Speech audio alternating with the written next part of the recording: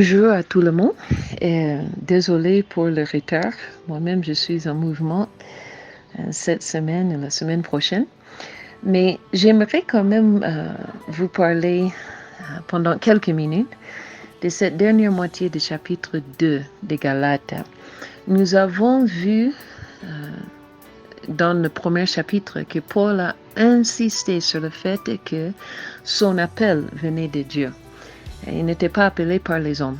Même son salut, sa conversion, c'était par révélation de Dieu. C'est Dieu qui lui a convaincu. C'est Dieu qui lui a sauvé. C'est Dieu qui lui a appelé au ministère. Mais chapitre 2, nous avons vu comme lui-même, il a respecté les consignes des aînés, je vais dire. En comparant Galates 2 avec Acte 9, les derniers versets, nous avons vu comme quand il est allé, il s'est présenté et il n'était pas vraiment reconnu en ce moment, bon, son salut quand même, mais pas son appel au ministère. La première fois qu'il est arrivé à Jérusalem, il est même renvoyé à Tars par le comité qui était à Jérusalem. Mais c'est 10 ans plus tard que Barnabas va venir le chercher. Barnabas qui était parti de ce comité de Jérusalem. Et après même, il allait à Jérusalem, après le premier voyage missionnaire, à Jérusalem avec Barnabas. Et son ministère sera reconnu formellement. Et lui-même, il disait que les apôtres qui étaient là, ils ont reconnu que Dieu lui a confié le même ministère auprès des païens que Dieu avait donné à Pierre ou à Céphas. Auprès des Juifs, il y avait la reconnaissance formelle. Et c'est très important. Je vous ai parlé à long et large dans le dernier audio que l'indépendance ne vient pas de Dieu. Dieu nous a créés pour travailler ensemble. L'Église, c'est un ensemble, ce n'est pas chacun pour soi. Et nos ministères sont plus efficaces quand nous marchons ensemble. Mais ayant dit ça, il y a aussi une autre vague qui monte au Congo. Bon, je peux dire par tout le monde, il y a un des deux extrêmes, mais je suis au Congo, alors je parle à cette situation, où il y a soit les extrêmes de l'indépendance, ou soit l'extrême de soumission absolue. C'est-à-dire, on doit obéir à tout prix, tout que les aînés nous disent. On ne peut jamais confronter un papa dans la foi ou quelqu'un qui est plus âgé que nous dans la foi et tout ça. On accepte n'importe quoi si c'est un daddy dans la foi. Mais aussi, Paul évite cet extrême. Alors vraiment, dans ces premiers 2 chapitres, il touche tous les extrêmes. Chapitre 1, il touche le danger d'être appelé par les hommes et tu te soumets au ministère parce que apôtre tel t'a imposé les mains. Non. Mais aussi, chapitre 2, il parle de l'importance que lui-même il a cherché cette reconnaissance ministérielle. Mais regarde maintenant avec moi. Et je vais voir si je peux lire parce que la lettre de la Bible devant moi, c'est trop petit. Mais à partir du verset 11, je crois, il dit, mais lorsque Céphas vint à Antioche, rappelez-vous, Antioche, c'était la base, c'était l'église mère, qui avait envoyé Barnabas et Paul pour leur premier voyage missionnaire. Et c'est comme si cette visite-ci, c'était entre le premier et le deuxième voyage missionnaire. Peut-être même après le retour de Jérusalem, après la conférence des Actes chapitre 15. Et Pierre, il est arrivé à Antioche. Je lui résistais en face. Mais comment? Paul lui-même, il avait cherché la reconnaissance de ce comité parmi lesquels il y avait Pierre. Mais maintenant, il dit, je lui résistais en face. Pourquoi? Parce qu'il était répréhensible. Bon, lisons l'histoire d'abord. en effet, bon, je ne peux pas bien lire les lettres devant moi, mais je connais l'histoire. Suivez si vous pouvez la lecture. Mais Pierre est arrivé à Antioche. Antioche, c'était une église mélangée.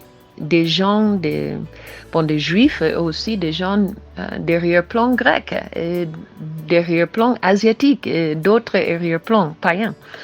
Et quand Pierre est arrivé, donc rappelez-vous, Dieu avait déjà révélé à lui, Acte chapitre 10, que même les païens pouvaient être sauvés sans beaucoup de tralala.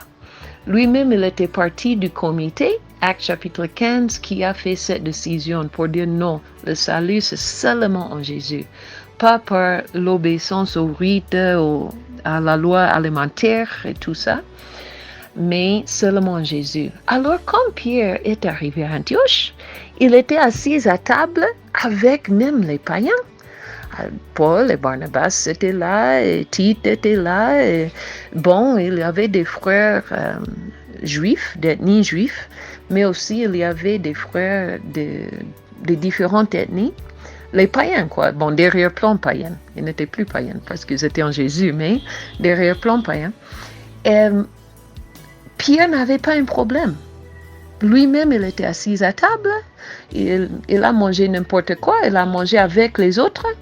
Mais quand maintenant, quelques autres juifs sont arrivés de Jérusalem, et ils savaient que ces juifs-là, c'était trop strict dans la question de la loi, l'obéissance à la loi cérémoniale. Lui-même, il s'est levé de la table, il faisait semblant comme « Oh non, j'étais seulement là-bas pour le saluer, c'est tout, comme s'il n'était pas connecté maintenant et il n'a pas mangé avec les frères païens, au derrière-plan païen. » Et Paul s'était fâché et dit non, ça c'est l'hypocrisie. Ça c'est vraiment l'hypocrisie. Et dit que même Barnabas, qui était son aîné aussi, fut entraîné par leur hypocrisie. Voyant qu'il ne marchait pas droit selon la vérité de l'évangile, je dis à Céphas, en présence de tous, si toi, qui es juif, tu vis à la manière des païens, c'est-à-dire toi tu as mangé avec nous, non? Avant l'arrivée de ces messieurs. Et vous-même, vous avez vécu comme des païens, pas dans le péché, mais dans la loi cérémoniale. Et non à la manière des juifs. Pourquoi forces-tu les païens à judaïser? Vraiment, pour Paul, ce n'était pas question de bon, c'est un papa, il faut comprendre. Pour Paul, la priorité, puisqu'il savait que son appel et son salut venaient seulement de Jésus, l'évangile primait sur toute la structure ecclésiastique. La vérité de l'évangile, je vous ai dit ça la dernière fois, il y a des choses au niveau administratif, par exemple. Oui, nous soumettons aux autorités ecclésiastiques comme partie du corps. Ça, c'est bien et c'est très important. Mais quand il s'agit des questions de l'évangile, des questions doctrinales qui touchent la base de notre salut, même si Paul avait dit chapitre 1, même si c'est un ange du ciel, maintenant chapitre 2, il est en train de dire même si c'est quelqu'un de parmi les dadis de la foi, on ne justifie pas, on ne tolère pas, on confronte et on ne laisse pas passer non plus. On ne laisse pas passer parce que Paul a compris, si lui ne disait rien à Antioche dans ce moment, les autres qui vont voir ce que Pierre a fait, ils vont dire, oh, Pierre a fait ça de culpabilité. Parce que Pierre a reconnu qu'il a mal fait en mangeant avec les païens. Alors, eux aussi, ils risquent d'être entraînés dans ces fausses doctrines. Et mes frères, ça c'est vraiment un grand défi devant nous. Parce que il y a des choses que nous disons, je ne peux rien dire, c'est une aînée dans la foi, oh c'est pasteur tel, c'est apôtre tel. peu importe son titre. C'est ça que Paul a dit même la première partie de ce chapitre. Peu importe ce qu'ils étaient avant, ce qu'ils sont maintenant. Non, ce n'est pas ça. Même si c'est un ange, chapitre 1, qui change l'évangile, il faut le confronter. Bon, 15, il continue avec sa confrontation. Et ça, c'était une confrontation publique. Hein? Nous sommes juifs de naissance. Et nos pécheurs d'entre les païens. Un peu de sarcasme là. Hein? Lui-même, il a reconnu qu'il était parmi les premiers des pécheurs par rapport à la loi morale de Dieu. Mais nous avons eu la loi. Nous sommes grandis avec les traditions qui étaient ajoutées aussi à la loi de Dieu. Et la loi donnée à Mont Sinaï et tout ça. Néanmoins, sachant que ce n'est pas par les œuvres de la loi que l'homme est justifié, mais par la foi en Jésus-Christ, nous aussi, nous avons cru en Jésus. Alors, nous-mêmes, nous avons reconnu que la loi ne pouvait pas sauver. Nous, les Juifs. Alors, si nous avions eu besoin de Jésus pour le salut, parce que la loi ne pouvait pas d'aucune manière nous sauver, combien de plus ces autres? Afin nous aussi, nous avons cru en Jésus-Christ afin d'être justifiés par la foi en Christ et non par les œuvres de la loi, parce que personne ne sera justifié par les œuvres de la loi. Mais tandis que nous cherchons à être justifiés par Christ, parce que nous avons reconnu l'insuffisance de la loi. Hein? Si nous étions aussi nous-mêmes trouvés pécheurs, Christ sera-t-il un ministre du péché? Et bon, il joue un peu avec c'est-à-dire si Christ nous a sauvés par la loi. Hein? Si c'est à cause de notre naissance en tant que juifs, alors nous étions des pécheurs. Alors, c'est quoi le problème ici? Il joue un peu avec qu'est-ce qui nous justifie. Si la loi nous a justifiés, alors l'œuvre de Jésus n'était pas nécessaire. Si c'est Jésus seul qui nous justifie, nous-mêmes nous avons dit que la loi, encore je répète, c'est la loi cérémoniale, parmi laquelle il y a le règlement alimentaire. Si nous ne pouvons pas accéder au salut comme ça, pourquoi nous allons continuer dans ces choses qui n'étaient pas suffisantes?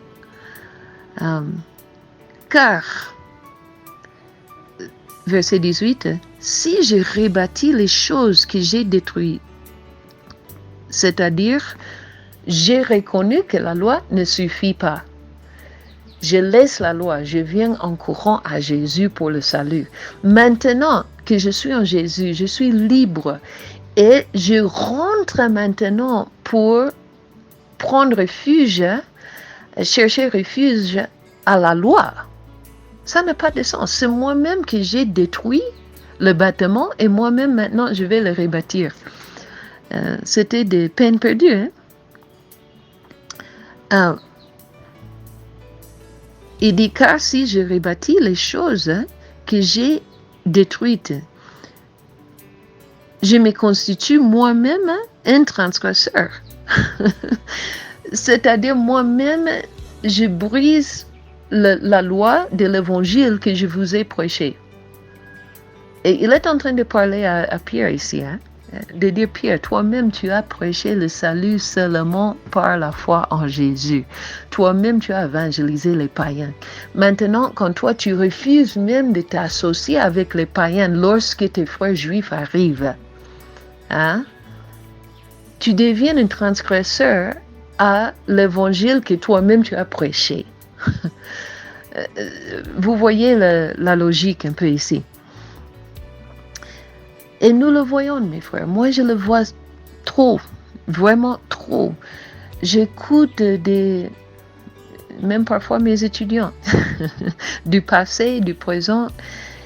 Ils ont appris la vérité.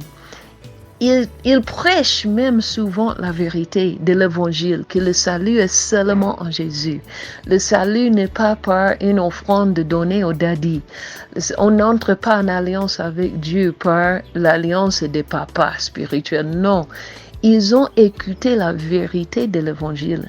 Mais lorsqu'il y a un visiteur qui vient, qui est peut-être plus âgé qu'eux, ou un visiteur qui est dans une poste de responsabilité sur eux, et il prêche des bêtises par rapport au salut. Ah oui, le salut c'est en Christ, mais aussi il faut faire.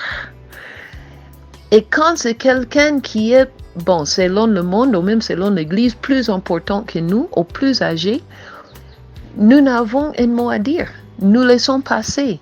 Nous disons, il faut comprendre. Mais Paul a refusé, il dit non, parce que si moi je m'étais devant ce que Pierre vient de faire, je suis d'accord. La silence, mes frères, indique la complicité. Et quand nous ne parlons pas contre l'hypocrisie, même de nos aînés dans la foi, nous risquons et notre ministère, et je peux même dire notre salut. Et nous aussi, nous mettons dans une position dangereuse leur ministère, en lieu de leur rappeler et dire, papa, regarde, ça n'est pas ce que vous-même vous m'avez enseigné. Oui, on peut le faire avec tout respect. Oui, on peut le faire avec les larmes aux yeux. C'est bien, mais il faut le confronter. Il faut le confronter. Il ne faut pas dire que, puisque c'était Pierre, je ne peux rien dire. Et Paul a dit non. Car c'est par la loi que je suis mort. Pardon, je ne peux pas voir. C'est par la foi, je crois que ça doit dire, que je suis mort à la loi.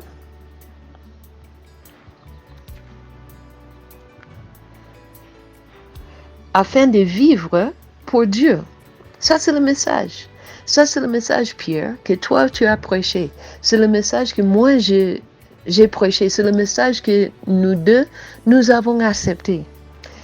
Et ça, c'est le contexte de ce verset. J'étais crucifié avec Christ. Même toute mon identité, il développe ça beaucoup plus dans Philippiens chapitre 3. Même mon identité familiale, mon identité ethnique, mon identité de juif, là. J'étais crucifié avec Christ. Cet homme n'existe plus. Et si je vis maintenant, ce n'est plus moi qui vis. Ce n'est pas le Paul de Tarse, de la tribu de Benjamin, juif de juifs. Je cite un peu Philippiens 3, et même 2 Corinthiens 11, il parle comme ça. Circoncis le 8e jour, une pharisienne du groupe le plus radical dans le judaïsme par rapport à l'interprétation de la loi. Obéissance à la loi, 100%. Encore, je crois que c'est un peu sarcastique, mais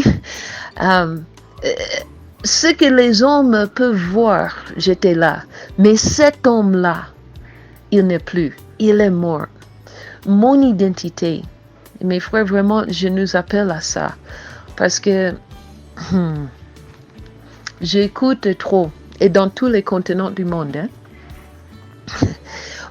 Nous comprenons ce que la Bible nous dit, mais il faut comprendre les réalités de notre culture. Quand je suis en Occident, j'écoute, il faut comprendre le monde moderne.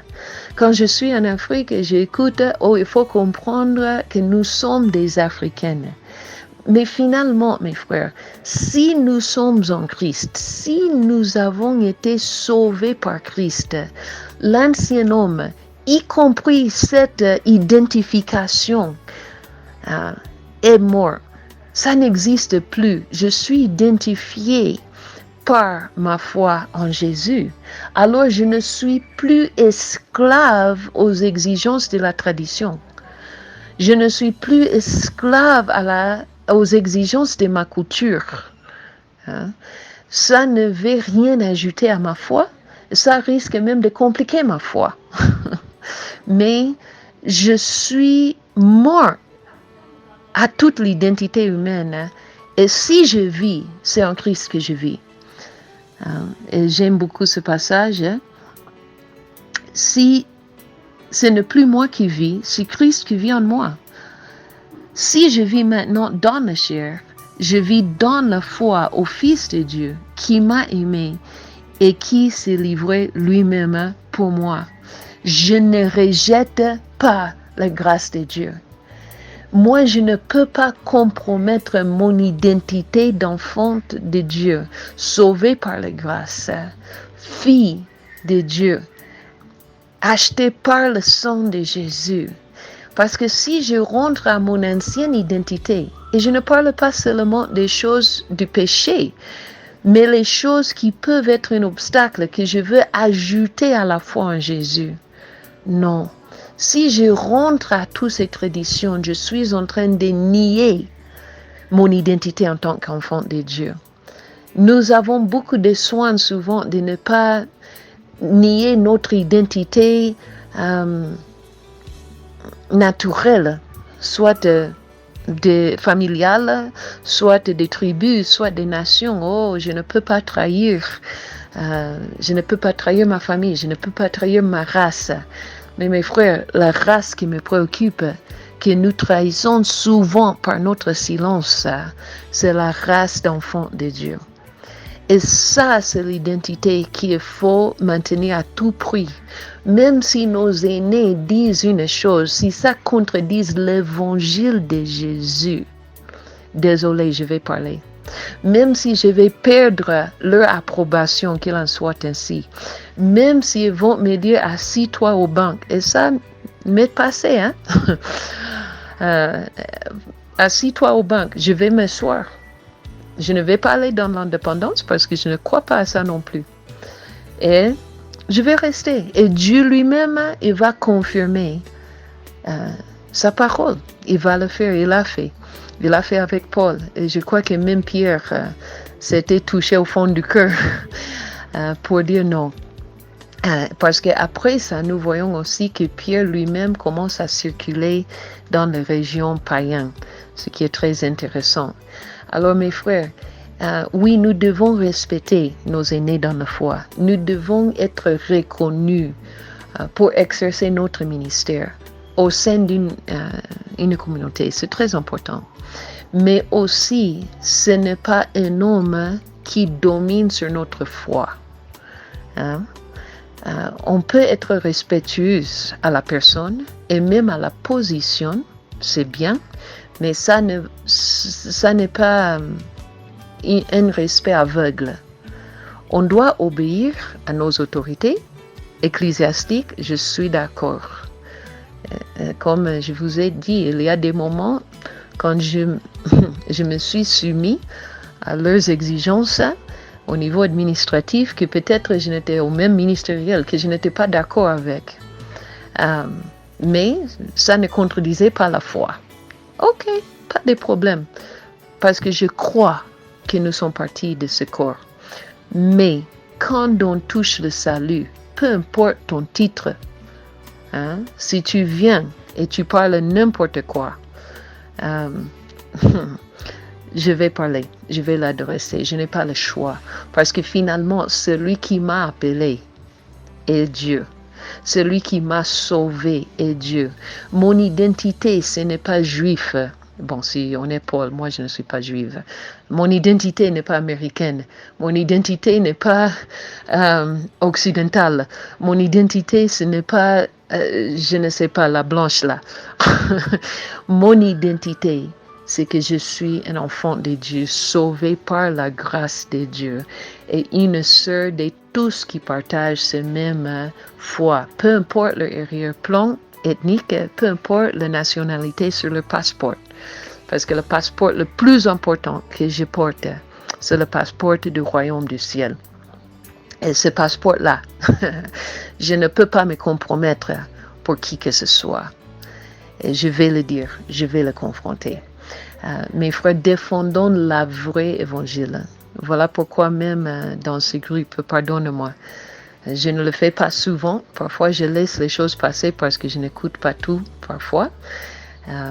Mais je vais protester. Et j'enregistre une proteste, surtout auprès de la comité, parfois pour dire, cette personne est en train de trahir l'évangile. Ça ne passe pas. Cette personne est en train de mettre l'homme au centre. Et ce n'est pas un homme qui est au centre. Il n'y a personne sacré en soi. Il y a seulement les personnes qui sont sanctifiées par le sang de Jésus. Alors, si quelqu'un trahit cet évangile par leur comportement, par leur enseignement, mes frères, confrontons-le. Avec amour, oui, mais confrontons la situation. Peu importe son âge, peu importe son titre, mais que nous luttons, que nous gardons l'évangile qui nous a sauvés. Je ne rejette pas la grâce de Dieu pour être approuvé par un homme, pour être en bonne relation, en amitié avec un homme. Car si la justice s'obtient par la loi, alors Christ est donc mort en vain. Si j'ai déjà renoncé mes traditions comme une source de salut, alors que je le rejette, que je le laisse tomber et que je m'accroche à la croix de Jésus. Que Dieu vous bénisse. Et on va continuer avec chapitre 3 après mon arrivée à Lomé. Que Dieu vous bénisse.